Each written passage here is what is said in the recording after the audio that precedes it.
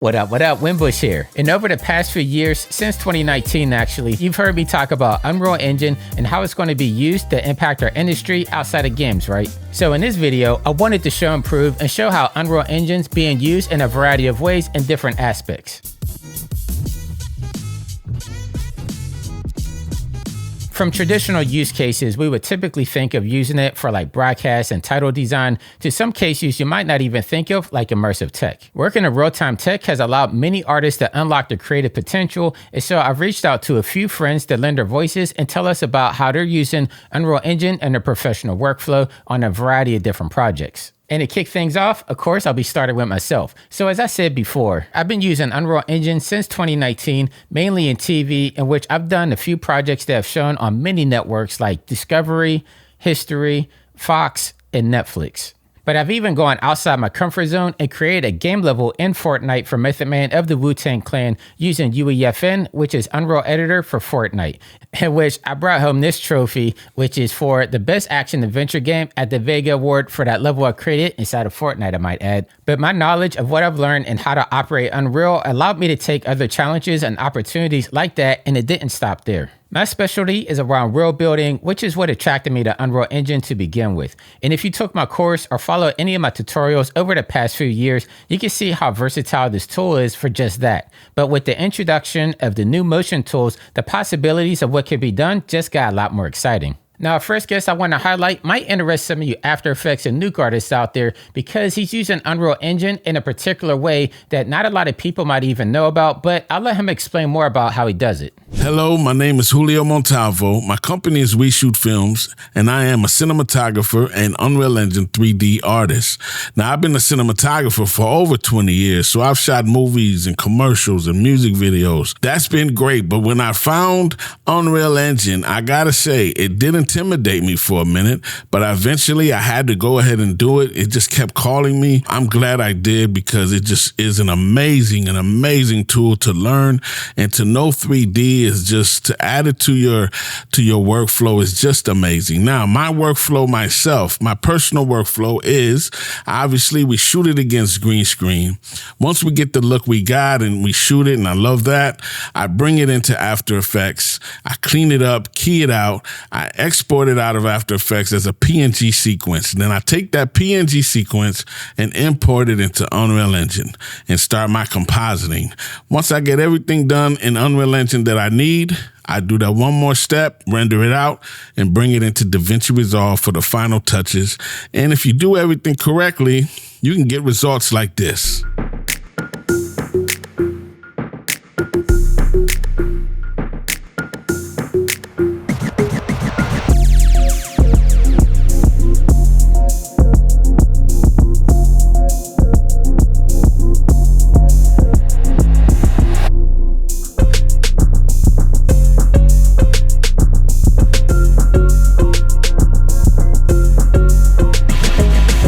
So if you're ever considering a 3D workflow, I would say go for it, because who doesn't love 3D? Take care. I've covered how to do green screen work on my YouTube channel, so you could definitely check that out. But if you want to take it to the next level, I would definitely suggest checking out We Shoot Films. His YouTube channel is a treasure trove of how to get that cinematic look, just like he showed you inside of Unreal Engine. But our next guest, he actually works and broadcasts at NBC Sports, and I'm really excited about what he's about to show you. Hi everybody, my name is Denny, and I'm the lead Unreal Engine artist for cinematic football at NBC Sports. And we utilize Unreal Engine in our pipeline to create various different types of animations. One of those animations we use it for is something called a specialty capper, also known as a bump. A specialty capper is basically a live shot of the game and a pose back into a 3D environment of a house or a city to show the audience where the game is being played or what the city is really known for. This particular animation is one of my favorites. I created this last season. It is about the Tampa Bay Buccaneers versus Detroit Lions. Setting up this project was really fun. I was able to utilize the Megascans assets, metahumans, and Mixamo animations to bring this animation to life. Once the scene is set up, I would render it through the render queue and export the camera data and bring everything into After Effects for compositing. And that is a quick look at how I use Unreal Engine in my workflow to create high quality animations. Thank you, Denny, for sharing that. I mean, it's always cool to see how broadcast artists actually working in the field are using real-time tech to their advantage because, as I know, these deadlines can be extremely short. So being able to turn around stuff really fast and still have it look good is an advantage that everybody could take. And speaking of which, our next guest, PJ of Laundry, actually, he was just on the School of Motion podcast, so I highly suggest checking that out. But he's going to tell us about a project they just did at SoFi Stadium up there in LA and how using Unreal Engine was vital to that project because they wouldn't have been able to do this any other way. So PJ, take it away. Hey, my name is PJ Richardson, ECD and co-founder of Laundry Studios here in LA and San Francisco and New York.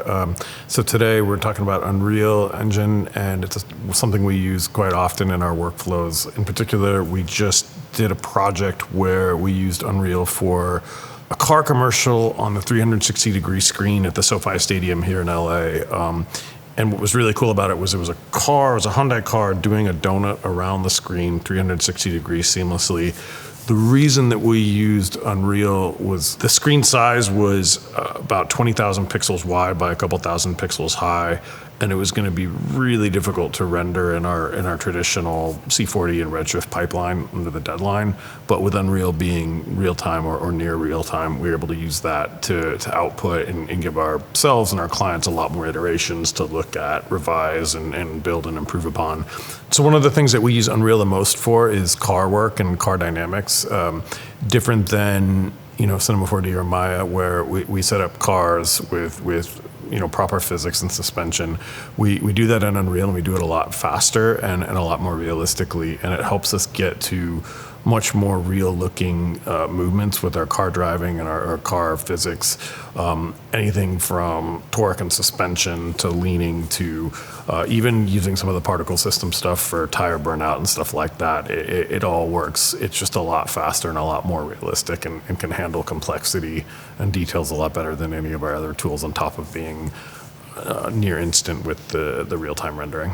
Now, I've been doing motion graphics for a really long time, and I'm actually jealous that they were able to take advantage of Unreal for that big billboard inside of SoFi Stadium, because I did something similar way back in the day. I did the Times Square, the American Eagle billboard in Times Square there, and it took us forever to be able to render on those billboards. So I wish we had Unreal Engine back in those days, because it would have sped up the process a lot faster, and we could have got a lot more done. But kudos to PJ. Thanks for sharing that project with us. Now, this next person is my buddy. He's based out of London. His name is HaZ. He's a director, filmmaker, and he's using Unreal Engine in a unique way. But I'll let him give some more details exactly how he's using Unreal inside his workflow. Hi, I'm HaZ Dulull, and I'm a filmmaker and game director at HaZimation. So Unreal Engine has really pushed the way I create movies, and the workflow I use in Unreal Engine is predominantly sequencer. Sequencer is very relatable to me because I come from the world of live action, as well as editorial. So for me to be able to bring in a virtual camera in a virtual set, bring some characters in, some objects in, and start blocking out a shot, and then use the sequencer to create what you call a master sequencer, where you bring in individual sequencer shots and lay it out like an edit in real time and adjust things as I go along in real time. It's groundbreaking. It has exponentially accelerated the way I think as a filmmaker, has encouraged me to be more brave and bold in terms of trying new ideas out without even asking for permission. Sometimes I just whip out Unreal, bring a camera, bring a character in, and try a shot out. Sometimes I go and use motion capture, whether it's Xsense, Perception Neuron, or Makopi, put that on, try some moves, put it all in. My point is, as a filmmaker, I have so much more freedom to express my creativity and ideas before I even get to the point of pitching. So that's how I use Unreal in my day-to-day as a filmmaker. Now, he didn't touch on it, but HaZ is actually using Unreal Engine in a unique way. So say like he's working on a film inside of Unreal Engine, he's able to take those same elements inside of Unreal and put them into other properties like video games and social media posts. So he calls it transmedia, because you're able to transcend what the original project was and publish it on different platforms using other experiences. So it's pretty cool to see him take his IP from a movie into a video game. And he's also done some Fortnite work as well. So I would highly suggest checking out HaZimation. But our next guest, he needs no introduction. I'm sure a lot of you out there know him. His name is Jags. He's worked with Marvel, Magic the Gathering. But Jags, just take it away. Hi, my name is Jags, and I'm a filmmaker and 3D artist, and I use Unreal Engine in my commercial workflow for making product trailers, and board game commercials. Some of my favorite projects I've used Unreal for include a trailer for the game Marvel Crisis Protocol by Atomic Mass Games, and in that trailer, we were able to use the props and set design aspects that we did photo scan on set and then mix it with 3D animated footage of some of the game components. And the photo scans that we did also featured as background elements for the 3D scenes that we created for this commercial. I use Unreal Engine because it enables me to have a real-time feedback and real-time viewport of the content that we're making. And having that real-time viewport gives us the ability to iterate and create better work for my clients and my projects, because we can very quickly see, does the art actually look good or do we need to push it more? And not only is the real-time viewport awesome, but we also get to use the real-time rendering tools that is not really available in other 3D software. So I love using Unreal Engine for a lot of my board game commercials, such as the Marvel Crisis Protocol trailer. I've also done some work with Magic the Gathering or Stoneblade Entertainment, and we use Unreal Engine to animate the cards, animate the dice, animate the miniatures, and because it's real time, we can very easily make edits, improve the quality of the work, and see what it's going to be like in Engine and in the actual viewport. The way I like to think about Unreal Engine is what you see is what you get, and that truly is what I think where the industry should go. Being able to see the work that we make as we make it is going to be the best way to move forward. So I love using Unreal Engine, and I look forward to using it more and see how it gets even better in 5.6, 5.7, 6.0, etc. I love Unreal, and I can't wait to see what happens next. No, it's actually been pretty dope to see the progression of Jags. He's a little bit newer inside the industry. Actually, he took my course a couple of years ago to get started inside of Unreal Engine, but it's been nice to see the progression that he's made, because now he's doing big projects for Marvel and Magic the Gathering, just as he's showcased. So I can honestly say I'm really proud to see the progress that Jags has made, because he's become a really good artist, especially in the world of real-time tech. Now, last but not least, I want to introduce James. He's actually from my hometown of Pittsburgh, PA, but he's a music video director. Like, he's worked with the likes of Snoop Dogg and Post Malone, and he did this music video with Snoop Dogg recently, and he actually learned Unreal Engine on the fly. So he pitched a job to Snoop.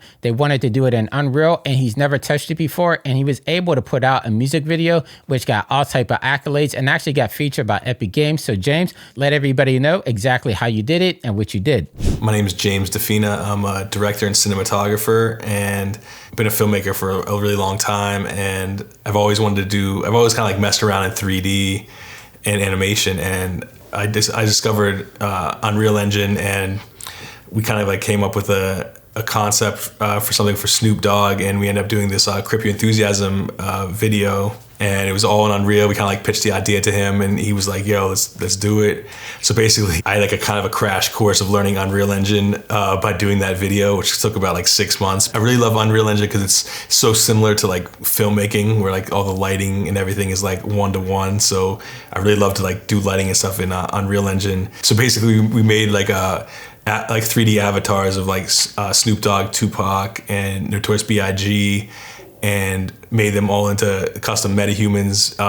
And it was before like a MetaHuman Animator, so it was kind of hard to figure it all out, but then once we did, it turned out really good, and now I just like love using Unreal Engine for everything. Now, I wanted to thank each one of the guests for agreeing to be inside this video. I actually went out and selected each one of these artists because they're using Unreal Engine in their own unique way, which I think is really valuable for everybody out there to see. It's not just used for one thing. You can use it across the gamut for anything that you want to utilize it for. And so once again, I'm on School of Motion. I have a course here. Make sure you go check that one out if you want to learn Unreal Engine. And stay tuned, because we might have some more Unreal Engine goodness here on School of Motion. Make sure you check out my YouTube channel, youtube.com/Jonathan Winbush. Of course, I'm putting out tutorials weekly. And until next time, stay fresh, keep creating, and I'll catch you guys in that next video. Stay tuned. We might have some good news for you guys. Take care.